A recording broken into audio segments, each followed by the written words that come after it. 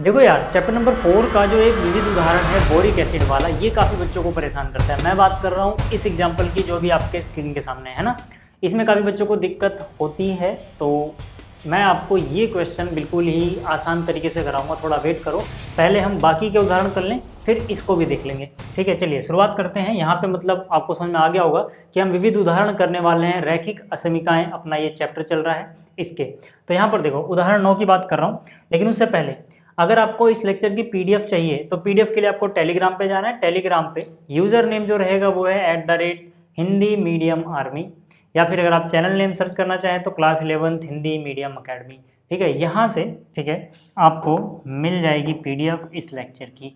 चलिए शुरुआत करते हैं क्वेश्चन की। तो यार ये क्वेश्चन तो काफ़ी आसान है, यहाँ पे बस हमें हल करना है और हल करना आपको आता है। यहाँ पे क्या दिया गया है, देखो ध्यान से देखना। 5x - 3 छोटा है 7 से, और ठीक है 5x - 3 बड़ा या बराबर है -8 से। ठीक है, अब हमें यहाँ पे x की वैल्यू निकालनी है, x के लिए सॉल्व करना है। तो पहले देखेंगे x किस टर्म के पास है। अगर x इनमें से किसी एक के ही पास है तो ज़्यादा अच्छा रहता है कि एक बार में ही सब कुछ सॉल्व कर दो। भले ठीक है दोनों तरफ इनइक्वालिटी है, बट एक बार में हम इसको सॉल्व कर सकते हैं अगर सिर्फ किसी एक के पास x है। हाँ, अगर यहाँ भी मान लो x होता, ठीक है, या फिर यहाँ भी x होता तो फिर अलग अलग करके सॉल्व करने पड़ता। बट अभी हम डायरेक्ट कर सकते हैं। कैसे, देखो 5x - 3 है, हर तरफ 3 ऐड कर दो। देखो इसमें आपने 3 ऐड किया तो -3 + 3 खत्म, यहाँ बचा 5x। यहाँ पे आपने 3 ऐड किया तो 7 और 3 10 हो गया। यहाँ पे 3 ऐड करोगे -8 में +3 करोगे -5 बचेगा। ठीक है, ऐड या सब्ट्रैक्ट हम कुछ भी करें निशान वही रहता है, तो कोई दिक्कत नहीं है। अब यहाँ पे फिर से अच्छा, आगे बढ़ने से पहले एक कन्फ्यूजन जो बहुत सारे बच्चों को रहती है कि उन्हें जब ऐसे दो दो जगह इनइक्वालिटी दी होती है ना, तो समझ में नहीं आता कि पहले क्या ऐड या क्या सब्ट्रैक्ट करें हर तरफ, है ना। लेकिन यही बच्चे अगर 2 वाली हो तो कर लेते हैं। तो जब भी आपको कन्फ्यूजन हो ना, तो अपने दिमाग में थोड़ी देर के लिए इसको भूल जाओ। अब ये 2 वाला बन गया, अगर इतना होता तो आप क्या करते, -3 को होते प्लस में ले आते ना पहला स्टेप। तो मतलब यहाँ से आपको आइडिया लग जाएगी हर तरफ +3 करना है बस। ठीक है, चलो अब आप क्या करें। ठीक है, वही चीज़ है, अगर आपको समझ में ना आए तो इसको हटाओ। 5 डिवाइड में जाता है, यानी हर तरफ 5 से डिवाइड कर दो, बस सीधी सी बात है ना। इधर भी 5 से डिवाइड करोगे, इधर भी 5 से डिवाइड करोगे, इधर भी 5 से डिवाइड करोगे। अगर आप ऐसे करके ना दिखाओ, डायरेक्ट रिजल्ट लिखो तब भी चलेगा। ठीक है, तो इसको 5 से डिवाइड किया होगा, ये x बच गया होगा। 10 डिवाइड बाई 5 2 बचा होगा, -5 डिवाइड बाई 5 1 बचा होगा। क्योंकि हमने पॉजिटिव नंबर से डिवाइड किया है तो यहाँ पे कोई अंतर नहीं आएगा, वही का वही रहेगा सब कुछ। ठीक है, तो उम्मीद कर रहा हूँ कि आपको ये समझ में आ गया होगा। ठीक है ना, ये समझ में आ गया होगा। चलो इसको यहीं छोड़ देते हैं।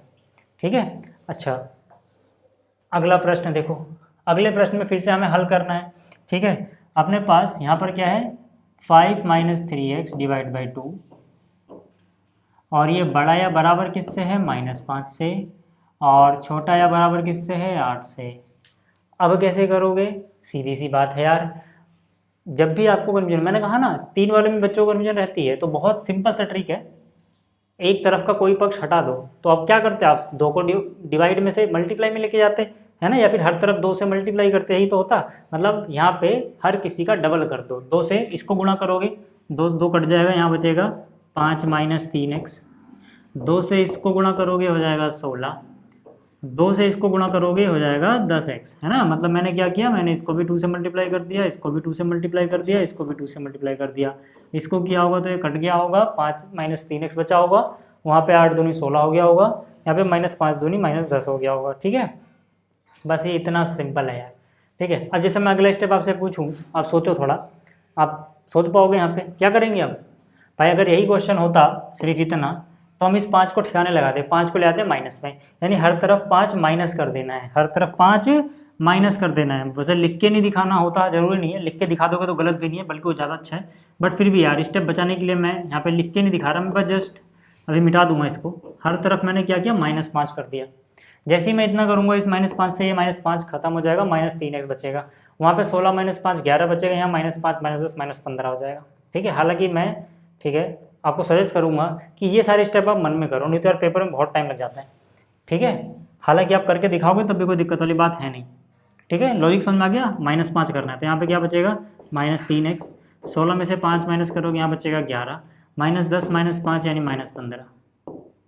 अब आपको पता है कि हर तरफ -3 से डिवाइड करेंगे तो हमें सिर्फ x मिलेगा। हमारा मकसद होता है कि जहाँ पे x है वहाँ पे अकेला x बचे फाइनली, और कुछ ना बचे, x का कोफिशिएंट सिर्फ 1 बचे लास्ट में।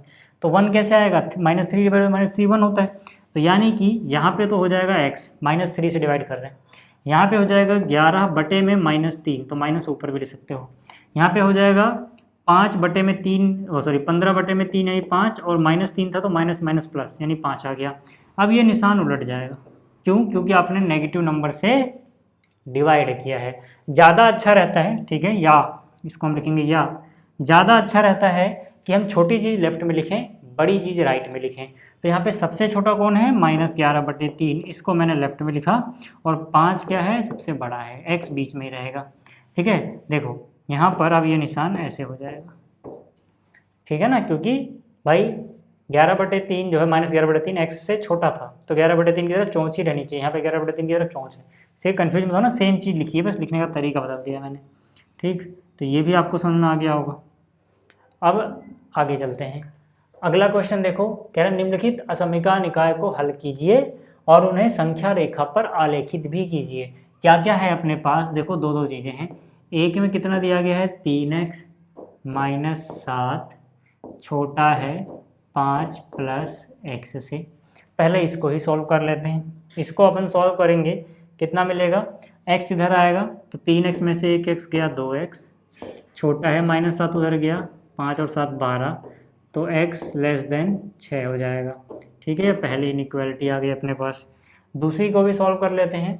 दूसरा क्या है अपने पास, 11 - 5x, 11 - 5x छोटा है 1 से, छोटा है बराबर है 1 से, है ना। तो भाई पहले 11 माइनस में चला गया, यानी -5x ≤ 11 माइनस में आएगा 1 - 11 माइनस का 10 बचेगा। फिर -5 से दोनों तरफ डिवाइड करोगे, क्यों नेगेटिव नंबर से डिवाइड करोगे तो पहले तो इसको उलट दोगे। ठीक है, तो -5 डिवाइड बाई -5 1 आ गया, 1 गुणा x हो गया, और यहाँ पे करोगे तो 2 आ जाएगा। ठीक है, ये अपनी दूसरी इनइक्वालिटी आ गई। ठीक है, ये वाली जो है, ठीक है, इसका कलर चेंज कर देता हूँ, दूसरी इनइक्वालिटी आ गई। क्लियर है यहाँ तक, इसको बोल देता हूँ 2।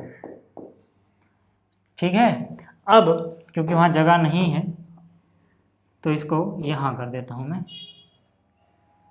जगह बना लेते हैं। ठीक,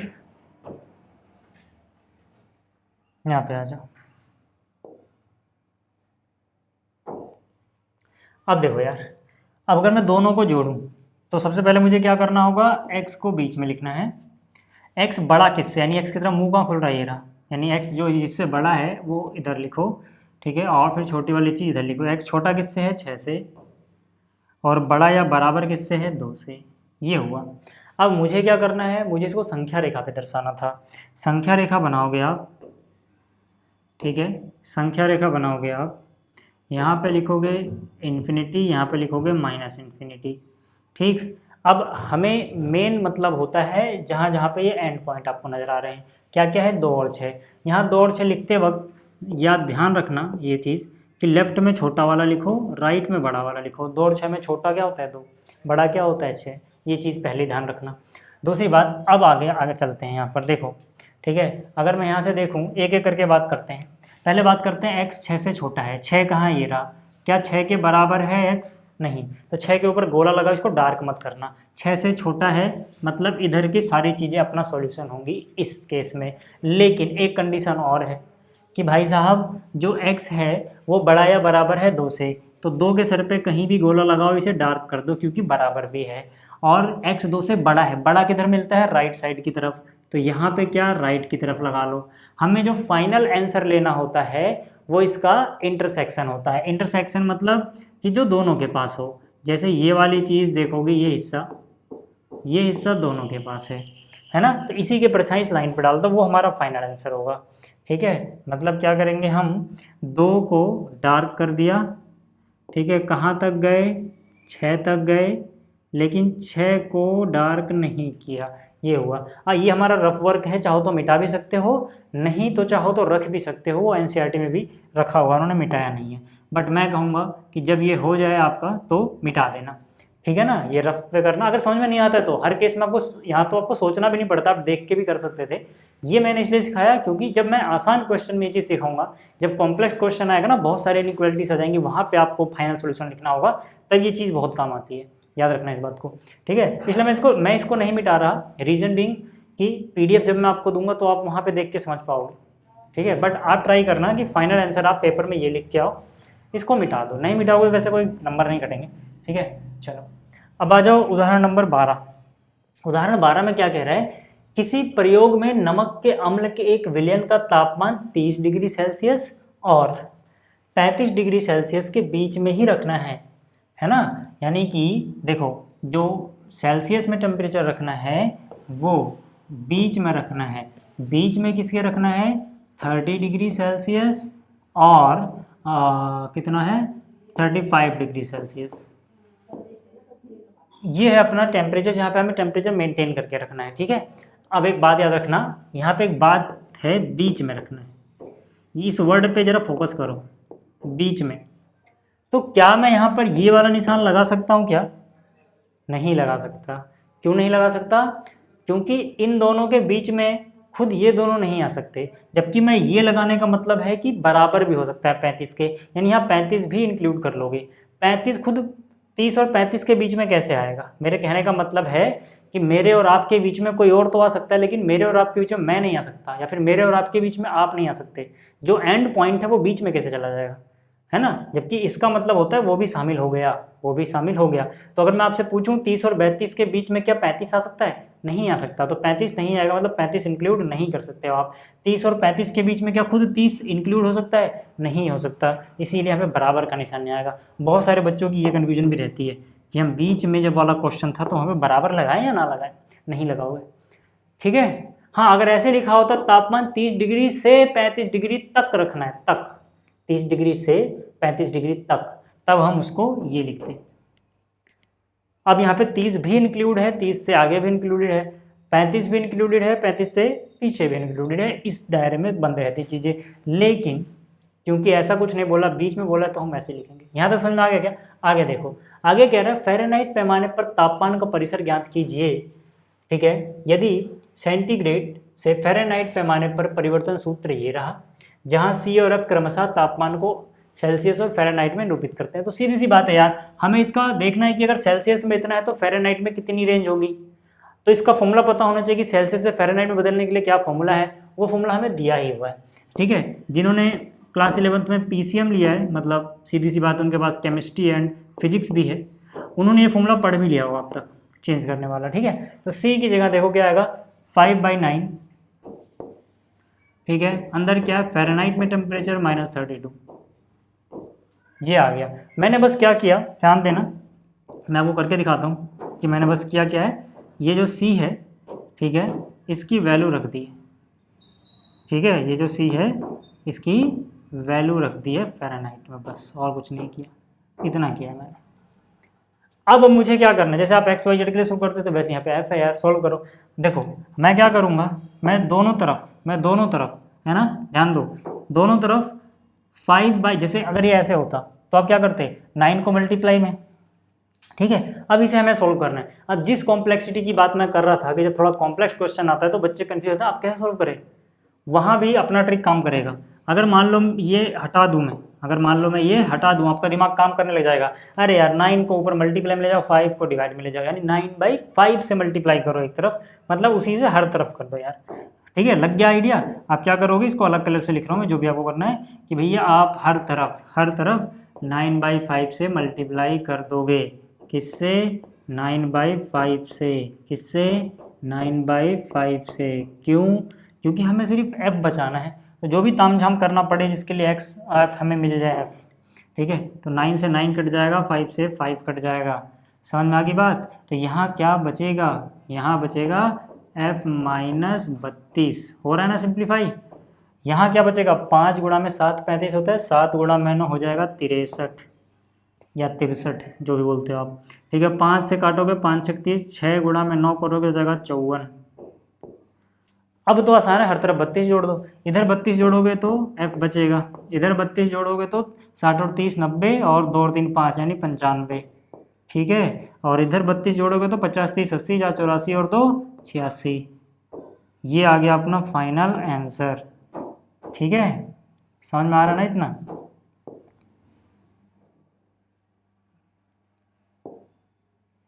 ये हो गया। ठीक, आसान था। चलो अब देखो, ये जो क्वेश्चन है इसमें कुछ बच्चे परेशान रहते हैं, जबकि है ये आसान क्वेश्चन। मैं आपको समझाऊंगा, आप भूल नहीं पाओगे, गारंटी दे रहा हूँ। देखो यहाँ पे क्या कह रहा है, एक निर्माता के पास अम्ल के 12% विलयन के 600 लीटर हैं। ध्यान से देखते हैं ना। ज्ञात कीजिए कि 30% अम्ल वाले विलयन के कितने लीटर उसमें मिलाया जाए ताकि परिणामी मिश्रण में अम्ल की मात्रा 15 से अधिक परंतु 18% से कम रहे। है ना? ये क्वेश्चन कई बार बच्चों के दिमाग के ऊपर से आता है जब वो पहली बार क्लास 11th में आए होते हैं। तो इसको मैं आपको सिंपली बताता हूँ एक डायग्राम से, है ना? जैसे आपने केमिस्ट्री में एक्सपेरिमेंट किया होगा, हो सकता है आप में से कुछ बच्चे ऐसे वीडियो देख रहे हो जिन्होंने क्लास 11th में केमिस्ट्री ना ली हो, क्लास 10th तक तो पढ़ी है। ठीक है, तो बस हमें कुछ नहीं करना, हमें बस ये देखना है कि हम क्या करते थे। अपने पास मान लो, ठीक है, किसी बर्तन में हमने एक चीज़ ली है और वो चीज़, ठीक है, जो भी है, ठीक है, वो चीज़ जो भी है वो ये कह रहा है कि ये 12% वाला विलयन है, 600 लीटर है टोटल, मतलब इसकी क्वांटिटी 600 लीटर है, लेकिन इसमें एसिड की मात्रा सिर्फ 12% है। मतलब 12% एसिड है 600 लीटर में से, बाकी सब पानी है, ये कहने का मतलब है। अब आगे क्या बोला गया, आगे कहा गया कि इसमें कुछ मिलाया जाएगा भाई साहब। ठीक है, इसमें कुछ मिलाया जाएगा। क्या मिलाया जाएगा? कह रहे ज्ञात कीजिए कि इसमें 30% वाला विलयन कितने लीटर मिलाया जाए। हमें क्या पता कितने लीटर मिलाया जाए, भैंस की आँख, हम कहेंगे मिला दो यार x लीटर, है ना? हमने क्या माना, x लीटर मिलाया जाए भाई साहब। कितने परसेंट वाला है? 30% वाला, क्योंकि अभी हमें शुरू में थोड़ा ना पता कितना मिला देंगे। ठीक है, हमने कहा x लीटर मिला दो 30% वाला। क्या चाहिए तुम्हें? तुम्हें चाहिए कि जो मिक्सचर बने उसमें एसिड की मात्रा 15% से अधिक हो। कितने से अधिक हो? 15% से। ठीक है, 15% से अधिक हो, परंतु 18% से कम हो। लेकिन किसका 15%? भाई जो इसमें टोटल मिक्सचर बना, टोटल कितना बना? 600 पहले से था, x बाद में आपने डाला, यानी कि 600 प्लस x का 15%। और यहाँ पर क्या, वही चीज़, 600 पहले से था, x लीटर आपने बाद में डाला, इसके 18% से कम रहे। हो गया ना सवाल? अब एसिड वाले क्वेश्चन जितने भी आएंगे ना, पहले आप रफली ये डायग्राम एक बार जल्दी से बना लेना। अगर आपको क्वेश्चन फंसता है तो आता है तो डायरेक्ट कर दो यार, ठीक है, फिर ये क्वेश्चन हो जाएगा। अब देखो इससे इक्वेशन कैसे बनाएंगे, ध्यान से देखना। मैंने क्या लिखा है, 12% 600 लीटर वाला है, समझ में आ गया?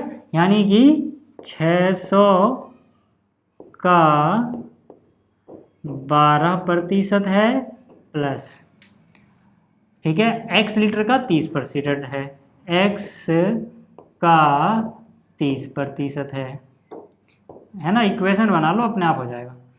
ठीक, और ये बड़ा या बराबर किससे है? ये है 600 प्लस x का 15%, और ये छोटा किससे है? अच्छा, बराबर, ठीक है, क्या बोला था हमसे, या मैंने बराबर का निशान लगा दिया है, इसके बीच में होना चाहिए ना, से अधिक। बराबर तो नहीं बोला ना, अधिक और कम। ठीक है, अधिक या कम है, बराबर मत लगाना। ठीक है, याद रखना इस बात को भाई साहब, नहीं तो गड़बड़ हो जाएगी मामला, गड़बड़ हो जाएगा मामला। ठीक, और यहाँ पे क्या है, 600 प्लस x 18%। ठीक है, हमारे काम की इक्वेशन है। आपका सवाल यहाँ से होना चाहिए, ये ऊपर वाला रफ वर्क था, बना भी दोगे ना तो कोई दिक्कत वाली बात नहीं है यार। ठीक है, इतना चलता है। ठीक है, अब आगे आ जाओ। अब देखो, अब आप इसको आराम से सॉल्व कर सकते हो। कैसे? ये देखो, ध्यान से देखना, कितना हो गया, ये हो गया 600 प्लस x गुणा में क्या, 15/100, गुणा में कितना है ना, चिपका के लिखेंगे मतलब गुणा ही तो होता है यार, 15/100। ठीक, यहाँ पे क्या हो जाएगा, 600 गुणा 12/100। ठीक है, सॉरी, यहाँ पे प्लस, ठीक है, यहाँ जाएगा प्लस x गुणा 30/100। यहाँ पे क्या हो जाएगा, अब इतना सारा आपको एक एक स्टेप ऐसे करना नहीं होता, ये तो मैं समझा रहा हूँ इसलिए कर रहा हूँ। आप डायरेक्ट भी बहुत सारी चीज़ें गैप कर सकते थे अपने दिमाग में। शुरू में यहाँ पे क्या लिख सकते थे, 15/100 गुणा में, यहाँ पे क्या लिख सकते थे, 12/100, यहाँ 30/100। प्रतिशत का मतलब ये होता है। ठीक है ना, परसेंटेज का निशान हटाओगे नीचे 100 आ जाएगा। इतना यही समझ में आया। अब देखो इसको पहली बात तो जहाँ तक सिंप्लीफाई कर सकते हो कर लेना पहले तो यहाँ पे सबके नीचे 100 है ना, सबके नीचे से यानी सबको 100 से गुणा कर दो। इसको 100 से गुणा करोगे तो ये कितना हो जाएगा, ध्यान से देखो 15 गुणा में 6 गुणा करो पहले, क्योंकि हाँ यहाँ पे ना देखो क्वेश्चन में बात याद रखना हर तरफ एक्स इन्वॉल्व है, तो इसको एक साथ सोल्व मत करना, कभी गलती हो जाएगी, पक्का हो जाएगी। बस आप क्या करो, जो मोटे मोटे हिस्से हैं इसके जो आपको दिख रहा है कि ये तो रिमूव हो जाएंगे, वो सिंप्लीफाई कर लेना। जैसे सबके नीचे 100 है, सबको 100 से गुणा कर दिया, ठीक है, और कुछ नहीं किया, फिर इसको अलग अलग करके सॉल्व किया, ठीक है ना। बस ऊपर वाला तो अंदर गुणा कर सकते हो, अंदर ही तो गुणा कर रहे हैं, सबको थोड़े कर रहे हैं। तो यहाँ से देखो 15 गुणा में 6, ठीक है, 15 गुणा में 6 कितना हो गया 90, 15 गुणा में 6 90 हुआ, 2 जीरो और हैं, 2 जीरो और लगा दिया, प्लस में x था, 15 गुणा x 15x हो गया। बस यहीं तक, इसके आगे मत सॉल्व करना एक साथ, ठीक है। 12 गुणा में 6, 12 गुणा में 6 होता है 72, 2 जीरो था, 2 जीरो लगा दे, नीचे वाला 100 हट गया होगा, गुणा 100 करिए सबको। अब दोनों के नीचे 100 था तो सीधा सीधा 30 गुणा में x 30x, ठीक है, तो एक साथ लिख दो इसको। और यहाँ पे आ जाओ, 100 हट गया होगा तो 18 गुणा में 6, 18 छक्का 108, 2 जीरो है, प्लस में क्या 18x। हो सकता है ये अलग से जो मैंने लिखा है ऊपर वाले में मिक्स हो रहा हो उतना, ठीक है, अच्छे से विजिबल ना हो कॉन्ट्रास्ट, तो मैं क्या करता हूँ ना इसका कलर ही चेंज कर देता हूँ। लो, ठीक है, इतने तक पहुँच जाना आप। इतने तक पहुँचने के बाद ना इनको अलग अलग करके सॉल्व करना, एक साथ सॉल्व करोगे फंस जाओगे भाई साहब, ठीक है, क्योंकि सबके पास एक्स है, वो आपको फंसा देगा, ठीक है। अलग अलग सॉल्व करना मतलब क्या, देखो मैं ये इक्वेशन उतारता हूँ, ठीक है, एक एक साथ, मतलब क्या, पहले किसी एक को उठा लो, पहले मैं क्या करता हूँ इतने को उठा लेता हूँ, ठीक है, 9000 प्लस में 15x, ठीक है, और 7200 प्लस में 30x। तो मैं यहाँ पे क्या लिखा, ठीक है, 9000 प्लस में 15x, ठीक है, और 7200 प्लस में 30x। पहले इतना सॉल्व कर लो एक, ठीक है, ठीक है, इतने को पहले इतना सॉल्व कर लो। अब देखो यहाँ से, अब इसको इतने को सॉल्व करोगे, क्योंकि इसको दो अलग अलग में बना लोगे। अच्छा, दूसरा वाला कौन सा बनाओगे पता है ना, दूसरे वाले में ये वाला इसके साथ रख लेंगे, बट अभी वो बात की बात है, ठीक है। पहले इतना देखो, अब यहाँ से 9000 में से 7200 गया 7200, तो 9000 में से 7000 गया, 2000 बचा, 2000 में से 200 घटा 1800, यानी घटाओगे तो यहाँ बच जाएगा 1800। और यहाँ पे 15x गया तो 30x में से 15x गया, 15x बचेंगे, 15 से डिवाइड कर दोगे, यहाँ बचेगा x, और 15 से डिवाइड करोगे, 15 का 15, 3 के आगे 0 यानी 15 दूनी 30, 120, यानी x 120 से तो बड़ा है, ठीक है भाई साहब। दूसरा वाला क्या होगा, दूसरी इनइक्वालिटी क्या बनेगी, ध्यान से देखना, दूसरी इनइक्वालिटी क्या बनेगी, दूसरी इनइक्वालिटी बनेगी इन दोनों को एक साथ रख लो, ठीक है ना, यहाँ तक, यानी कि 7200 प्लस 30x तो वही है 10,800 प्लस 18x, ठीक है, यहाँ पे, ठीक है, क्या हो जाएगा 10,800 प्लस 18x, और यहाँ पर तो वही है खैर 7200 प्लस में 30x, ठीक है। अब इसको सॉल्व कर लो, इसको मैं अलग कलर से कर देता हूँ यार, ताकि दोनों मिक्स ना हो, ठीक है, अपने आप आपका रिजल्ट आ जाना है। तो यहाँ से 10,800 में से ये घटाओगे, ठीक है, तो कितना हो जाएगा, 10,000 में से 7,000 गए, कितने बचे 3,800 में से 200 और गया 3,600, ठीक है, और 18,000 कितना बचा 12, और x से डिवाइड कर दो, 12 से डिवाइड कर दो, यहाँ बचा x, 12 3 36, ठीक है। तो चलो यार, ये था अपना दूसरा, ठीक है, या यूँ कह लो ना, या यूँ कह लो, जो इनके रिजल्ट आ रहे हैं ना, इसको पहला दूसरा बोलो ना यार, ठीक है। यानी कि जो भाई x की रेंज है, ठीक है, वो क्या रहेगी 300 लीटर से कम और 120, है ना, 120 लीटर से ज़्यादा था ना, यहाँ से देखो 120 लीटर से ज़्यादा, क्या चीज़ है ये, वो याद है ना भाई, कितना मिलाया जाए, ठीक है ना, 30% वाला है, तो आखिरी में लिख लेना 30% वाला जो हमने मिलाया जाएगा वो 120 लीटर से अधिक परंतु 300 लीटर से कम होना चाहिए, फाइनल लाइन लिख लेना, आधा नंबर उसका भी होता है, ठीक है। समझ में आ गई बात। तो यहाँ से इतना ही, PDF नोट आपको टेलीग्राम पर मिल जाएगा। इस चैनल को सपोर्ट करने के लिए आप सभी का बहुत बहुत धन्यवाद, थैंक यू।